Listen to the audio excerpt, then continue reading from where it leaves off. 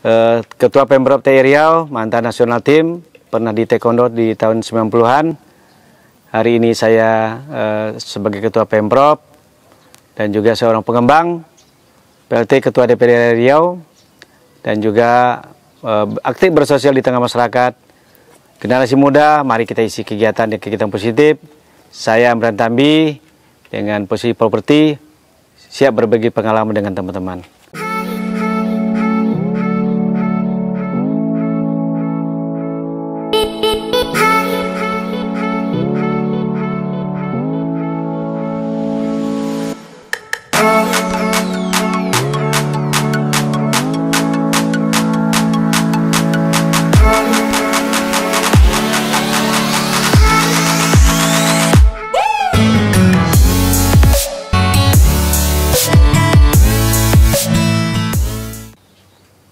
Profesi sekarang adalah sebagai developer.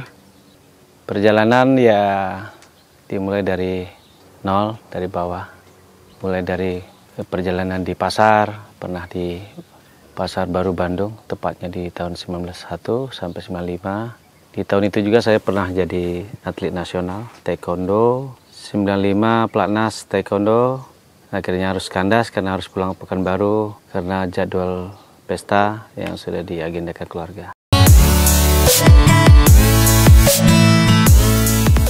Ya, di Bandung kan di luar kita usaha juga isi kegiatan lah, kegiatan yang positif. Latihan taekwondo kan salah satu olahraga yang mungkin ya dengan kantong yang pasan dagang kaki lima itu terjangkau.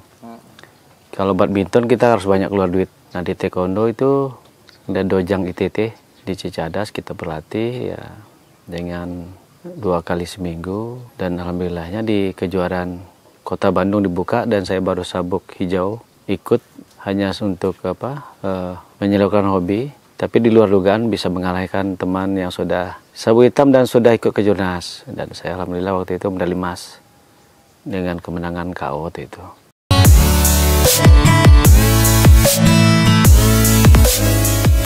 Bandung itu pilihan kondisi ekonomi yang sulit, juga harus mencari kehidupan, merantau di Bandung. Tentu segala cara untuk bisa bertahan hidup adalah dilakukan, tentu kegiatan yang positif. Dan alhamdulillah bisa berdagang di kaki lima di situ untuk bertahan. Tapi ya namanya kita tidak mau diam, selalu mengisi kegiatan, ya ada taekwondo kita isi.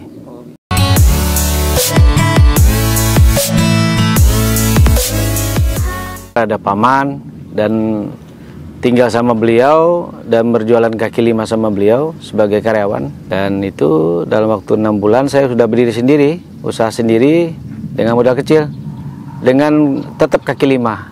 Ya jualan pakaian, baju-baju anak-anak, pakaian. 91 sampai 95 walaupun saya pelatnas dagang tetap sembari. Jadi kalau pelatnasnya di Bandung ada jeda hari Minggu kita istirahat, Minggu saya dagang.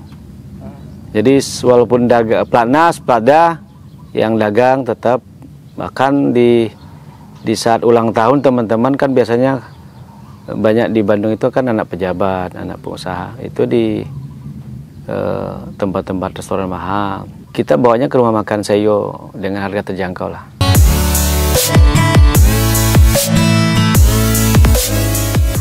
Dukanya pasti berlatih 7 jam satu hari, itu penuh tekanan dan disiplinnya tinggi. Ternyata itu jadi positif. Ada manfaatnya berarti? Ada manfaatnya. Ditekan, kita harus berpikir, harus keluar, dan kita harus jadi pemenang. Ini kan menjadikan kita jadi mandiri, menjadi disiplin. Jadi memang tujuan berlatih itu kan membentuk.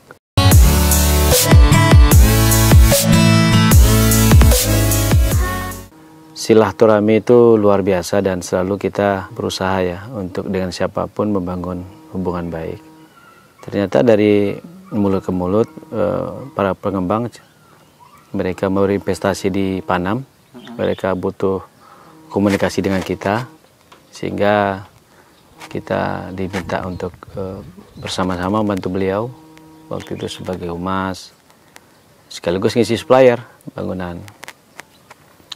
Nah tentu modal itu kita gunakan untuk terus menggali tentang properti. Mulai dari supplier lah, kita ngumpulin modal kecil-kecilan, dan bertepatan di sebelah itu ada lahan teman, sahabat kita, dengan pembayaran yang cukup longgar 1 tahun. Tentunya kepercayaan itu tidak kita sia-siakan.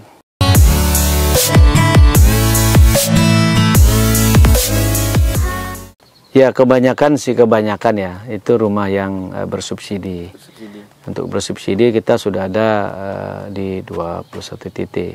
Nah, tentunya pasar untuk ini cukup masih banyak, terutama Pekanbaru kebutuhan itu sendiri tinggi.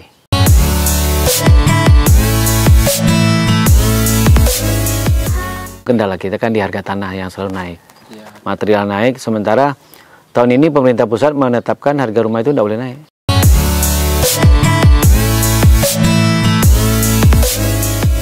Kalau walaupun untungnya sedikit tapi terjual banyak dan itu sering lebih baik. Kuantitas juga sekarang masyarakat makin jeli, kualitasnya juga harus ditingkatkan. Ya salah satu harga tanah naik, material naik, kualitas juga harus naik. Kita mengambil, ya sudah, ini kan salah satu program 1 juta rumah Pak Jokowi, pemerintah pusat dengan anggaran luar biasa.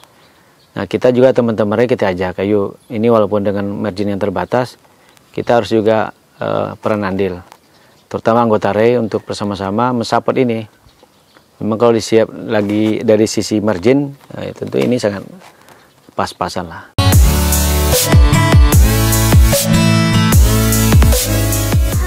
Ada di Kerinci, ada di Ukui, tapi yang terbanyak itu Pekanbaru.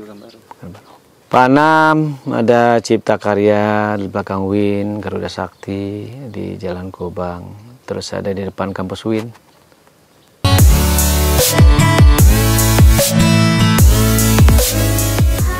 Ya, jadi developer kan berawal dari supplier tadi. Dari supplier, kita belajar terus melihat, dan kita juga dapat kepercayaan tanah tadi. Kita mulai dengan modal nol, boleh sih dikatakan nol. Artinya kita memang ketika mulai itu tanahnya beli longgar, jeda waktunya 1 tahun. Terus masalah membangunnya dengan dana yang terbatas. Tapi kepercayaan dari teman-teman supplier ada. Nah, untuk gaji tukang tinggal dari DP tadi. Nilainya tidak semahal kita bangun rumah. Tapi pasar melihatnya ini keseriusan kita. Bagaimana rumah layak huni ini yang manusiawi lah. Jadi kesan selama ini rumah murah itu rumah sangat sederhana, kita berusaha untuk yang layak huni lah.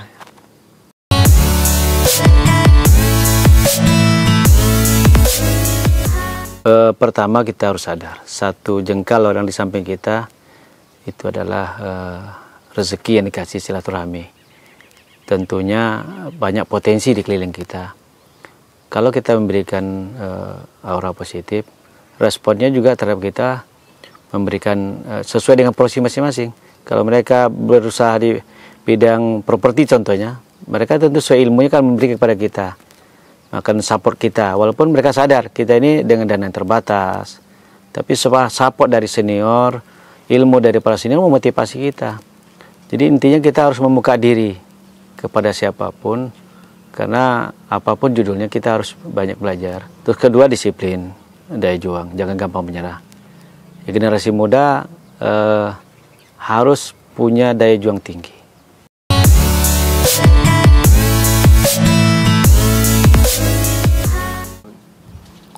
Ya semua orang pasti ngalami namanya masa sulit, tekanan dalam hidup, dan tentu tidak mudah ya. Tapi itu tadi, kalau kita terbiasa semua dalam fasilitas, semua dalam minta dilayani, semasa kecil kita tidak mau mengisi hubungan baik dan mengejar pergaulan. Mengejar ini kan punya daya juang.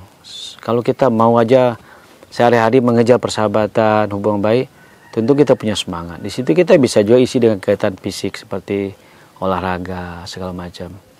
Nah tentunya dari tekanan-tekanan tadi, karena kita terbiasa bersosial dan kita melihat banyak contoh, ini jadi modal kita untuk keluar dari situ. Tidak mudah memang untuk ada sebuah tekanan, apalagi perkembangan usia, lingkungan sosial juga tidak semua sama, dan tidak semua sesuai dengan yang kita bayangkan. belum tentu kita membayangkan lingkungan itu sesuai dengan pikiran kita. Semuanya berkembang, dinamis.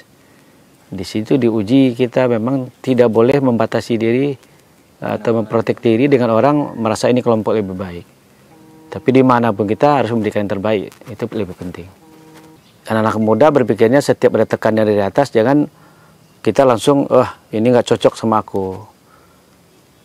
Intinya kita harus menyesuaikan diri terus. Kalau kita terbiasa mau menerima sebuah tekanan yang belum tentu cocok dengan kita, melatih diri, ini tidak mudah, tapi ini suatu saat jadi modal. Karena dalam hidup kita nggak tahu kapan tekanan itu datang, kapan beban itu tidak bisa terasa kita pikul, itu tidak mudah kita keluar. Contoh pemakai narkoba itu bisa sembuh tanpa dokter ketika dia memang sudah terbentuk karakternya yang sebagai petarung sejati. Tidak sebagai yang semuanya serba tergantung dengan pihak lain atau keluarga.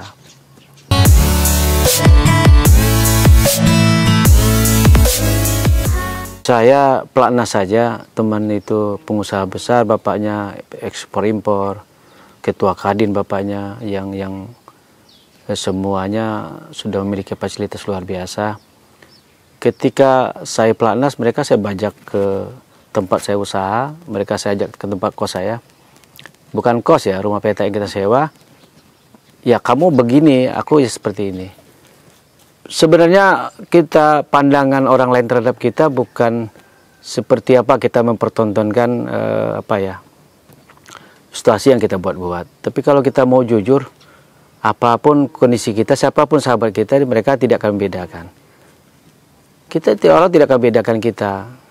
Mereka orang hebat. Saya ajak ke tempat kos yang mereka tinggal tekan air muncul, tinggal tekan listriknya hidup. Kita semua mau mandi aja harus di manual semua.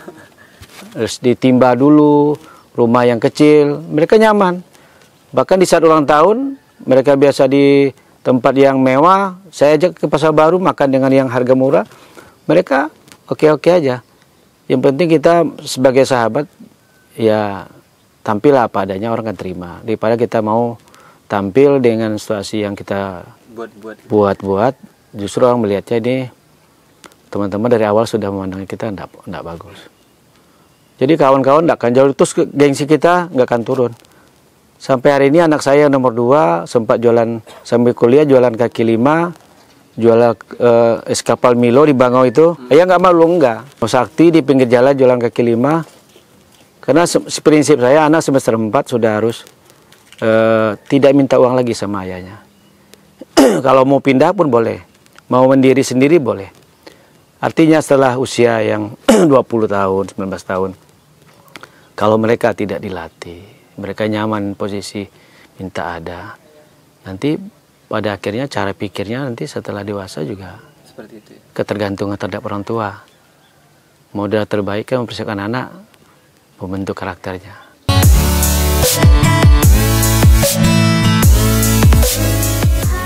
Ya, tentu bagi saya banyak hal ya dalam kehidupan ini. Salah satu yang terpenting itu mengingat orang, ya, memberikan arti dalam perjalanan kita. Tentu yang pertama orang tua kita, orang tua panutan kita. Mereka dengan porsi latar belakang pendidikan zaman dulu, sosial zaman dulu, ekonomi yang zaman dulu serba terbatas, memberikan arti yang luar biasa bagi kita. Nah, tentu juga dalam usaha seperti itu juga. Ketika saya tidak punya modal, tidak punya kekuatan apa-apa dalam berbisnis, ada sosok Pak Tamrin ya di Re dulu. Beliau mendukung saya, beliau memberikan support luar biasa. Dan juga ada almarhum Pak Sera Tanjung. Beliau memberikan sebuah kiasan, ibaratkan tikus, kamu ini sudah punya ekor, jangan berhenti. Kejar terus, dan kamu jangan pernah keluar dari posisi merasa nyaman, tetap harus bertarung terus sampai saatnya kamu merasakan menemukan posisi kamu, bangun jaringan terus. Jadi pesan dari Pak Sera Tanjung, dorongan dari Pak Tamrin dalam dunia properti, itu juga sangat membantu. Nah, di segi jaringan terbentuk juga Pak Rida Kaliamsi, tokoh besar Riau, Beliau juga mensupport, mendukung saya di taekwondo. Beliau jadi ketua kami. Beliau sangat mengayomi.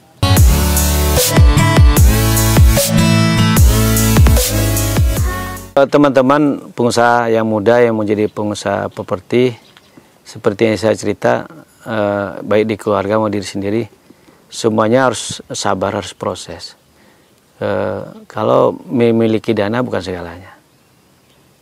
Dana dan ada ilmu itu lebih baik. Ya, artinya kalau memang ada niat terjun ke properti, kenapa kita tidak jadi karyawan dulu? Karena ini proses tempat dalam tekanan itu beda. Kalau kita langsung nyaman sebagai pimpinan, ini cara pandang kita juga bagaimana membawahi kawan-kawan juga beda.